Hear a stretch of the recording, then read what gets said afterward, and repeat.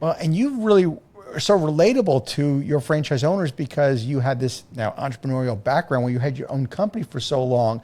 I'm so curious to know though, how did you go from being this entrepreneur working for yourself and then all of a sudden work for a major corporation? You did the opposite of what most people do. How did you pull that off? And you have a smile on your Honestly, face. it was my wife would be laughing is the reason I'm thinking about this because we were in Houston and my wife is not a big fan of hot and humid. She's from Vermont, okay? And so this particular opportunity was in Salt Lake City near the mountains. And so it was supposed to be like a year break, okay? It was supposed to be Okay. I take a year off from the 100-hour a week grind of running my own company and all the work that goes into building it and selling it and all those things, and I'll just let somebody else be the boss, Mm-hmm. do the job. And so it was my wife, right? So it was supposed to be this just 1 year break, and then I'd go back to doing something. And 9 years later, I'm still doing it because honestly, it is. I still feel like an entrepreneur almost every day I wake up. I participate in our discovery days with our candidates every couple of weeks, and I get to Mm-hmm. see their energy and build off of it. And so I think I'm satisfying, if you will, both itches, right? The itch of, being an entrepreneur, right? By guiding what we should be doing and how do you make a company that's been great for 50 years great for another 50? Okay, Huge challenge. or some of our emerging brands like World Options US, right, that has 4 owners. How do I turn that into 400? I Mm-hmm. love those challenges, but I also love being a little bit of a teacher now, right? Being able to share that wisdom back with these, newer entrepreneurs, which are a lot of times successful in their own right, right? To have the money to invest into a business, they've done some great things. How do I show them how to do it for themselves better, faster, more effectively? And I've enjoyed the teaching as much as seeing them, be successful. So that's how I've managed to your question live in this, I guess, corporate world. You've pulled it off. What are the six brands internationally, if you would share? Yeah, so we mentioned AlphaGraphics, so 50 plus years in the print marketing space. We also support PostNet, over 30 years now, and predominantly in the U.S. market with another 400 or so in Africa, and they're in the pack, ship, and printing space. So when you're looking for getting shipping services done or getting kind of that small run printing done, they're a great option. Mm-hmm. Then we have the World Options U.S. brand and UK brand. So they're in 2 countries predominantly. And as I noted, we got about 4 owners in the U.S. that we're getting going and another 140 in the UK market that are already up and running. And they provide shipping logistics services. Okay, so it's no brick and mortar. You can work from anywhere and you're providing freight logistics to a variety of companies. So if you manufacture air conditioning units and you need to get them from Florida to California, World Options will find the right way to get it there cost effectively. Or if you want to send it to, UK, Mm-hmm. we'll do the same thing and get it on a, logistically air or boat, right, to get it across the pond, if you will. So that's that. That's 3 of the brands. One of those brands works in the UK, which is the World Options UK. We also have a brand called Pack and Send Mm-hmm. that operates out of Australia, New Zealand, and UK as well, and they provide brick and mortar packing and shipping services. Now, in some ways, you think, well, how is that different than maybe like a UPS store or something? It Yeah, it, exactly. it actually kind of is because they ship things like valuable art or your entire home's, let's say, pack up your home and you want to ship it from one country to another country. You have valuable goods, so very unique packaging, very safe way of packaging it. For those of you that hunt, right? How do you get that trophy in a Mm-hmm. box to the next destination without breaking off the antler, for example? So that's kind of their specialty. So it's a really neat business Huh. model that fits into that shipping logistics space. We also have Mailbox, etc. For those of you that have been in the U.S., pre 2008, that was or is now the UPS store, right, in the U.S. market. But outside the U.S., it's still Mailbox, etc. 1,800 of those, 30 plus years, with a Wow. headquarters in various, countries: Italy, Spain, Poland. et cetera, Germany. So fantastic brand there. And then the sixth one is a brand called Multicopy that operates out of the Netherlands.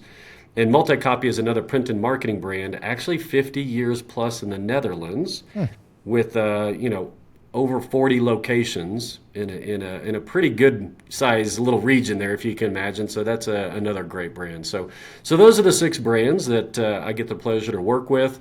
Wide range of entrepreneurs, wide range of business models, but they tend to fit in the B2B space. That's kind of our niche. So providing, packing, shipping, marketing, and logistical services to small and medium enterprises is really where we hone in. So there's a lot of commonality in our services between our brands. Yeah, I hope you don't mind me asking this because I just remember mailboxes, et cetera, back in the day. But did the revolution of e-commerce and Amazon, did it save those brands that are in the pack ship? My perception is that it completely changed the landscape of the profitability and ability for those concepts to more than survive, but to thrive. It was a very interesting shot, right? An injection, a boost, re-energizing of that business for a couple of reasons, right? One, we had the pandemic where shipping all of a sudden became a way to move things around. And then two, e-commerce took off at the same time as a way to order those products and get them shipped, right? So it really, enhanced the non-retail, let's say, e-commerce arena.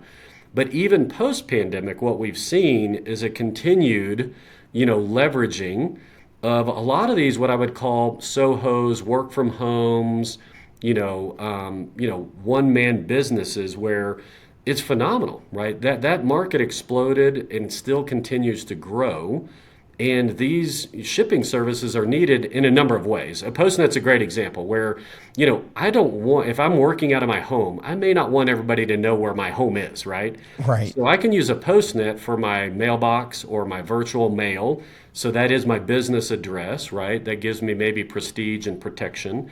I can also manage my drop-offs of my shipments for my e-commerce customers. I can have preferred rates, loyalty programs. I can also take care of the labeling and the minor shipping, and I need instruction templates in there, whatever. I get all that service now through that brick and mortar outlet, and I'm still servicing a local community and a local business model, which again is the root of, I think, a lot of the franchising essence is being locally owned and operated and servicing your local customers in a face-to-face manner, if you will. So it really did. I think a lot of people thought it was going to kill the brick and mortar business, but I think depending on your model, it was the opposite. I think it really exploded. We went from maybe 5-10 deals a year to literally, I'm having a discovery today for Postnet today, and there's 24 people showed up today just in one day. Holy cow! How many? There's 225 Postnet units. Yep. Is that? Yeah. Okay. So we've been compounding. We were about I'd say 180 or so just a few years ago. So now we're just steadily on the growth train. And Amazing. This year will be our best year in new owners coming into the brand since I've been operating with the company. So just a fantastic growth year for that brand. Incredible. How much territory you got left for Postnet?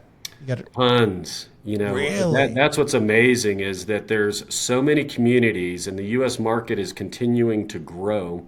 Out of the 220 locations, we could easily have a few thousand. So, and each of them has tremendous opportunity for success. So, it's just fantastic. You could almost put a dot next to every post office, and you have an idea that maybe I would pay a few extra bucks just to not stand in that line, and that becomes a baseline, right? So it's pretty neat. 100% agree. Absolutely. All right, Brian, let's talk emerging franchise brands. I want to get your expertise now on, get your take on a bunch of stuff. First off, what do you think are some of the key factors that really take somebody that's a bootstrapping founder that gets them out of that emerging phase and becomes, I don't want to say leapfrogs too mature, but what do you think it really takes to get out of that emerging and get past that stalled growth that so many emerging brands get and get into a more established, mature one? Yeah, I mean, I call it the flywheel effect. Okay, so where do you begin to actually spin off, more units that are successful? By the way, this isn't just a warm body and a check. Okay, but units that actually produce, that are profitable, with similar or not proportional resources. Okay, in the early days, it's a lot of manpower, figuring it out the hard way, grunting through it, but it's good, right? That's how Right. you learn. Is what worked for my corporate store going to work for the next guy, right? Right. But at some point at that 10, 15, 20 unit, you should be building a formula the whole way, right? So a really big key is, what is the system that is working? What is the KPI I measure to know that it's working? And then what is the training that fundamentally works into that? So if we work backwards on our flywheel, right? What does a successful store look like? What was the sales and marketing they did to do it? What is the operational skills they have to do to deliver the quality work? Then what is the training that fed that? Then what is the owner DNA that I want, right? And so then I can run the other way, right? So then I can work with my franchise development system to know my persona, my target owner market, my initial investment capital, and I can have that formula baked. And I can have a business plan that says, here is your pro forma business plan. It's fundable, it's bankable, boom, done. Then I have my Right. training. Like, here's what I got to train them. What do I do to keep them on the guardrails, focused on what matters most, what sells best, where is my margin, and then what's the recipe, right? From inventory to build out to square footage to staffing, right? I've got my KPI. This is my metric, and I don't let them get off, right? A lot of early failures are, if you let the owner do too much of the guessing, then they're going to burn their cash too fast, right? Cash is your most valuable asset when you're opening up a new store. So how do you put the guardrails in and make sure that they're trained well, use the cash right, and get to that success mark as fast as possible? Now we're down to operating, right? Now we're down to, am I delivering quality product? Great, Right. check. And now, am I getting my customers to come back on a regular basis? And then that now is my flywheel, right? If that works, then now instead of training one-on-one, I can train 1 to 10. Right? Yes. My trainer can now train 10 people at the same time. I can have a performance group that measures all 10 at the same time, right? I can do my staggered, store openings in a method that makes sense with my training course, right? Now my systems start to kick in, right? So now my people become scalable, my workload becomes manageable. I know what I'm measuring. I know where to focus my time because I know what's working, what's not. So systems and scale, and I think if you, as a starting franchisor, let's say emerging, having that end in mind is really important. How are you documenting what's working and what's not? How are you coaching your team to look for those things and to be honest enough to say, that really sucked. You know what I mean? Right. That didn't work. And process it, right? Process out the failures, process in the successes, right? And then create your flywheel. I think putting that as a 36-month target, I think, is a really important thing.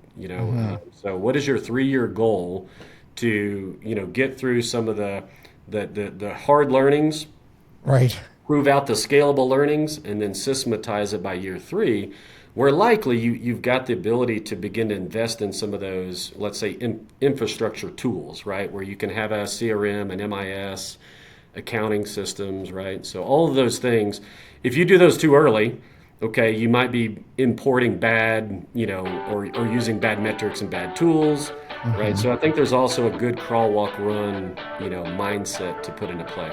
Thank you for tuning into the Emerging Franchise Brands podcast. For additional insights, guest applications, and to stay connected, visit us at efbpodcast.com. The Emerging Franchise Brands podcast is for entertainment purposes only, and the views expressed do not necessarily represent those of Emerging Franchise Brands, its host Frank Fiume, or Emerging Franchise Group LLC. Any discussed franchise or investment opportunity requires thorough investigation, obtaining proper disclosure documents, and expert consultation before making any investment decisions. The podcast and its host do not offer professional advice or endorsements, and they hold no responsibility for actions, representations, accuracy, or consequential damages related to the podcast content.